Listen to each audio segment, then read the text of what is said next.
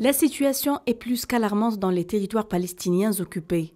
Tôt ce matin, la Sainte Mosquée Al-Aqsa a de nouveau été le théâtre d'incursions des colons, soutenus et fortement escortés par les militaires. Ils ont pris d'assaut l'esplanade de la mosquée Beni Al-Aqsa en groupe depuis l'apport des Maghrébins, effectuant des visites provocatrices, accomplissant des rituels talmudiques. Les forces d'occupation ont transformé l'esplanade de la mosquée en caserne militaire et érigé des barrières à l'intérieur de la vieille ville pour sécuriser les incursions des colons en ce 4e jour de Pâques. De nombreux fidèles palestiniens ont été agressés et harcelés par les forces sionistes, empêchés d'accéder à la mosquée Al-Aqsa. Les répressions sionistes ont été vivement condamnées, notamment par la commission exécutive de l'Organisation de coopération islamique. La Jordanie a mis en garde contre de graves conséquences si les forces sionistes prenaient d'assaut à nouveau la mosquée Al-Aqsa. Des responsables jordaniens continuent de tenir des réunions avec des responsables du département des dotations islamiques à Al-Quds occupé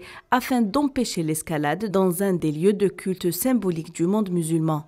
Les tensions sont montées dans les territoires palestiniens en ce mois sacré de Ramadan. Les forces sionistes ont fait irruption mardi soir dans la mosquée Al-Aqsa, frappant et arrêtant des centaines de fidèles palestiniens.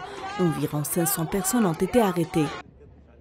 Depuis 1967, la mosquée Al-Aqsa fait l'objet d'affrontements entre les fidèles musulmans et les groupes de colons extrémistes qui veulent établir un contrôle sioniste total sur cette zone où les Palestiniens sans défense espèrent installer la capitale de leur État indépendant.